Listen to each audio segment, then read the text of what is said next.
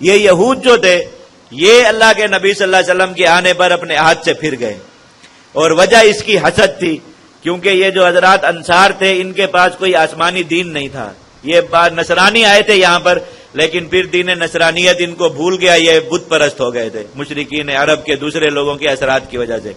تو یہ یہود کی بہت زیادہ عزت کیا کرتے تھے، اپنے معاملات میں انہی کی طرف رجوع کرتے، مسائل انہی سے حل کراتے، اور جو ہے وہ اعزاز و اکرام ان کا کیا کرتے، سالانہ نذرانے ان کے مقرر کر رکھا کرے وہ انہیں دیا کرتے تھے، حدود و قصاص وغیرہ کے معاملات جو ہے وہ انہی سے طے کراتے۔ تو گویا یہود کو ایک مذہبی سیادت اور سرداری حاصل تھی حضرات انصار پر۔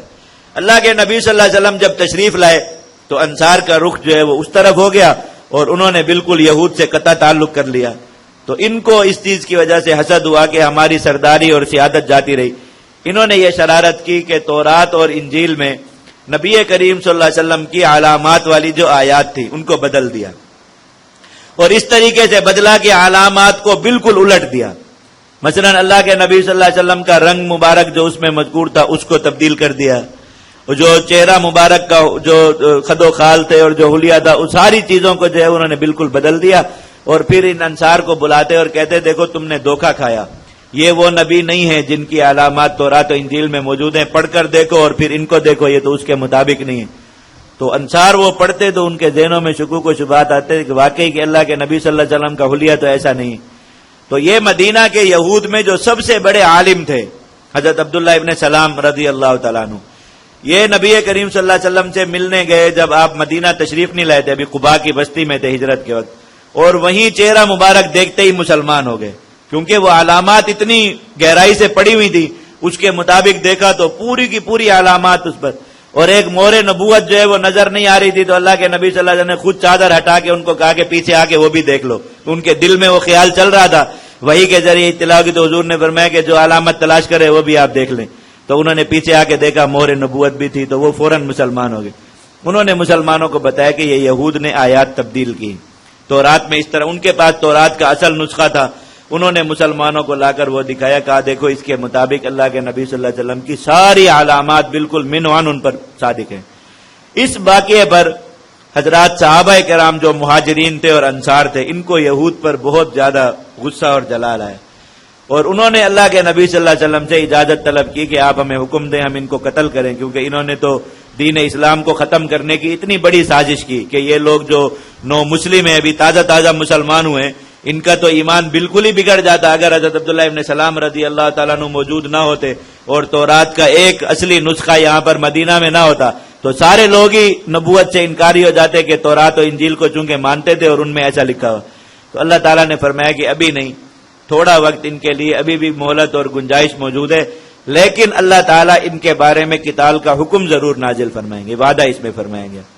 اعوذ باللہ من الشیطان الرجیم، بسم اللہ الرحمن الرحیم۔ ود کثیر من اہل الکتاب لو یردونکم من بعد ایمانکم کفارا حسدا من عند انفسہم من بعد ما تبین لہم الحق۔ اہل کتاب میں بہت سے لوگ چاہتے ہیں کہ تمہیں ایمان لانے کے بعد کافر بنا دیں، حسدا من عند انفسہم، اور اس کا سبب وہ حسد ہے جو ان کے دلوں میں ہے، من بعد ما تبین لہم الحق، بعد اس کے کہ حق ان پر واضح ہو چکا۔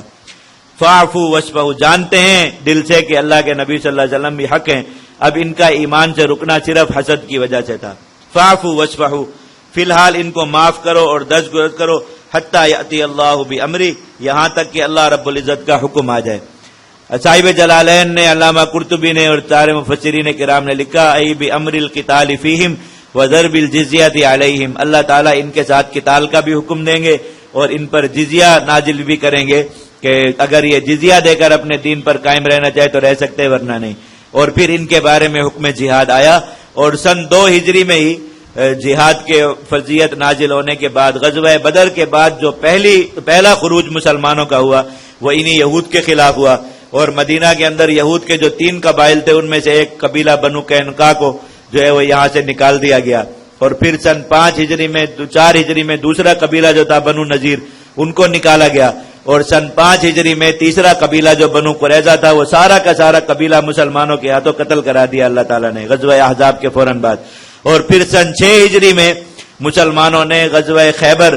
کہ یعنی خیبر کی طرف خروج کیا نبی کریم صلی اللہ علیہ وسلم نے، اور وہاں پر جا کر ان یہود کے خلاف پھر جن کو مدینہ سے بغیر لڑائی کے نکالا گیا تھا، وہاں پر پھر ان کے خلاف قتال ہوا. بنو قینقاع اور بنو نذیر کے بہت سے لوگ وہاں قتل ہوئے، اور پھر وہاں سے بہت سے لوگ ملک شام چلے گئے. کچھ یہود نبی کریم صلی اللہ علیہ وسلم سے جان بخشی کرا کے وہیں خیبر میں مقیم رہے اور مسلمانوں کی زمینیں آباد کرتے تھے. یعنی مزارات کے معاہدے پر ان کو وہاں رکھا گیا کہ زمینوں پر محنت یہ کرتے تھے،